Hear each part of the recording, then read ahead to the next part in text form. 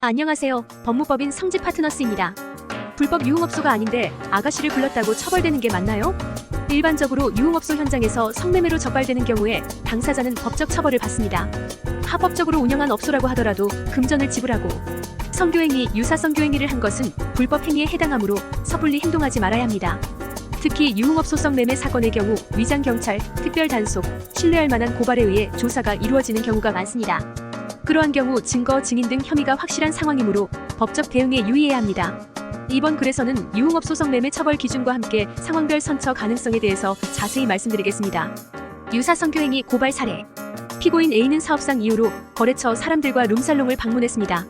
해당 장소는 A가 단골이었던 가게로 평소에는 합법적으로 운영하는 곳이었습니다. 그런데 사건이 일어난 당일에 일행 중 한 명인 B가 술에 많이 취했고 선을 넘는 행위를 했습니다. B가 아가씨에게 수표를 주었고 아가씨가 B의 성기를 마사지했습니다. 이 행위에 대해서 탐탁지 않았던 일행 중 한 명이 고발을 했고 이에 A는 성매매 알선 등의 혐의로 경찰 조사를 받게 됐습니다. A는 딸이 있는 아버지였기에 혐의 사실이 가정에 알려질까봐 두려웠습니다. 어떻게 대처해야 할까요? 합법적 유흥업소 기준. 법적으로 유흥업소는 크게 단란주점과 유흥주점으로 나뉩니다. 단란주점은 주류 판매와 손님이 노래 부르는 행위가 허용되고 있습니다. 다만 유흥종사자 접객원을 고용할 수 없고 손님이 춤추는 행위가 허용되지 않습니다. 반면에 유흥주점은 유흥종사자 고용이 가능하며 손님이 노래를 부르고 춤추는 행위가 허용됩니다. 우리가 알고 있는 업소는 주로 유흥주점입니다. 접객원을 두고 술을 판매하는 요정, 룸살롱, 서양식 접객주점, 카바레, 나이트클럽, 디스코클럽 등이 있습니다. 허용 행위와 입점 가능 지역, 면적 등 법적 기준을 준수하면 합법적인 업소라고 볼 수 있습니다. 최근 논란이 되었던 셔츠룸 역시 유흥주점으로 분류가 되는 편입니다. 그러나 허용되지 않은 행위를 할 시 합법적인 유흥업소도 처벌 대상이 되는데요. 대표적으로 허용되지 않는 행위에는 미성년자 고용과 성매매가 있습니다. 유흥업소 성매매 처벌 기준. 유흥업소 성매매의 경우 당사자는 1년 이하의 징역형 또는 300만 원 이하의 벌금형을 받을 수 있습니다. 성을 매수하는 종업원을 알선하고 모집하고 직업을 소개한 자는 3년 이하의 징역 또는 3천만 원 이하의 벌금을 받을 수 있습니다. 영업으로서 성 매수자를 알선을 하고 사람을 모집해 대가를 지급받은 사람은 7년 이하의 징역 또는 7천만 원 이하의 벌금에 처합니다. 성매매란 성교행위와 유사성교행위를 하는 대가로 금전상 이익을 얻는 것을 의미합니다. 위 사례에서 B는 유사성행위로 처벌을 받을 수 있는데요.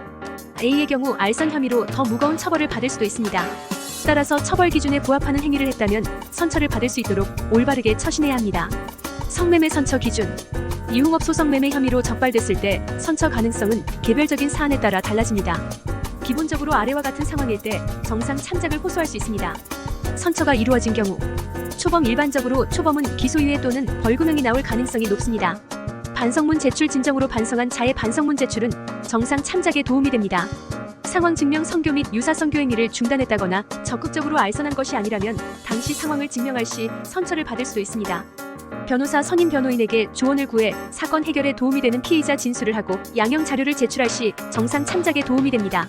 추가적으로 형량을 줄이고 무거운 보안 처분을 피하기 원할 때는 재범 방지에 대한 신뢰성을 높이는 자료를 제출하는 것이 도움이 되기도 합니다.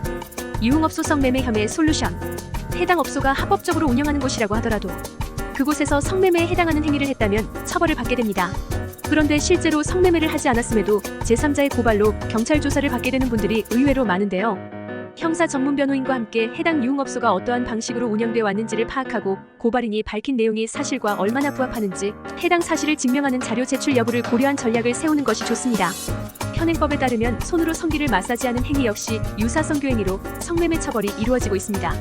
당시에 불법 행위를 하지 않았는지 다시 한번 돌이켜보시기 바랍니다. 만일 처벌을 받을 수 있는 행위가 있었다면 혐의를 빠르게 인정한 후 양형 자료를 제출하는 것이 좋습니다. 이상 법무법인 성지 파트너스였습니다.